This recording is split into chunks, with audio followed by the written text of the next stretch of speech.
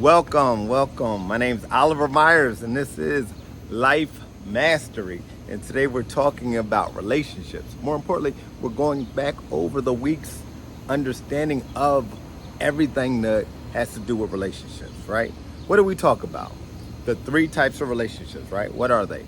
Friends, family, and fans. We know that family is the only one that's non-transactional. Why? Because there's nothing in being given except for time, quality time. That's it.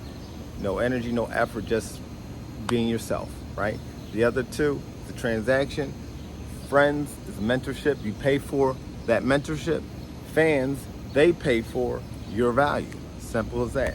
Then we jumped into the three levels of relationship, right? We have level one, which is codependency, which is someone is being controlled or manipulated by the other person, right? It's a very dominant experience where someone is being controlled, right? Level two is interdependence. It's a lot of communication, but it's mostly tit for tat. Everything transactional. What you do, I'll do this. If you don't do this, I'll do that, right? It's a lot of based on your activity, not you as a person. So for that, it's not about you, right? It's about what you can do for me. So anyone can take that position, just like a general job. Then we have level three, the big key one. This is independence, right? I do for you because it's you. I picked you and I want to celebrate with you. So it doesn't matter if you do everything or anything. I'm going to still do great things for you because you're my person. And that's the only relationship to the relation. That's the one we should look to go for, all right? Then we talked about the key question everyone asks, right? You might not ask it, but a lot of people ask it, right? We'll say majority people. What do you bring to the table? I hate that question. It's an annoying question. I really find it despicable because it's untactful, right? Here's the thing. Let's stop asking that question. And let's stop asking because there's better questions, right? If you want to know a person's intent, if you want to know a person's character, ask questions on their intent.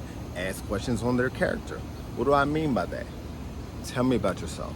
Those are questions about their character, right? You'll find out if there's red flags or things that you don't want to deal with by just getting to know a person. Also, if you want to ask about their goals, their intentions, where do you see yourself in 3 years? Where do you see yourself in 5 years? Where do you see yourself next year? Where do you see yourself in 6 months? These are questions, thought-provoking questions that get them to answer how they feel about themselves and life itself and possibly the relationship that they're having with you. Next, we talked about hate, right? This is Pride Month.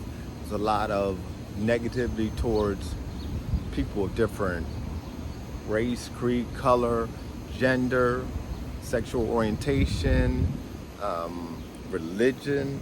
So hate, what is hate and why is it, right? Hate is a miscommunication, a misunderstanding, an illusion based on an idea that we are separated. We all are human beings, so we're all connected. And if you can understand that a stranger is just a friend you haven't met, then you'll see yourself differently, you'll see life differently, and you'll make better, nurturing relationships with others, right? What else? Letting go, right? The power of letting go, the beauty of letting go. The real value in a relationship is understanding that point of letting go, right? Once you decide or your partner decides they want to go, that's a great thing because the purest form of relationship or the purest form of love is non-attachment, right? So when you say, hey, I'm ready to go, or they say they're ready to go, a weight is lifted off your shoulder. Now you can just be, right? It's back to that non-transactional experience like with family, like the family group, right? Because you don't have to do anything. You just be yourself and you can say, hey, no, I really like this person. I want to do better, right? Or say, hey, you don't want to be with me, I don't want to be with you. Keep it moving. Comfort is there, right? But here's the crazy thing about that non-attachment. Once you see it, now you can really build value. Why? Because you can say, oh, I really like this. I'm gonna fully commit, right? Because there's a big difference between involvement and commitment, right? When you're involved in something, you're just there. put low effort, low energy just to get it done. But when you're committed, you kind of put a little more because you decided that I'm going to take this on as a choice, right? Non-attachment is a choice. When a person says, I no longer want to be with you, that's a choice. Now you can say, hey, I'll go with it, or no, I'm going to work harder. I'm going to do better. And once you do better, your results are better, right? Does that make sense? So if I stop being involved and I start getting committed, my results change. So from that matter, start to look at things differently, whether you're involved or committed, right? Don't just get involved, find commitment.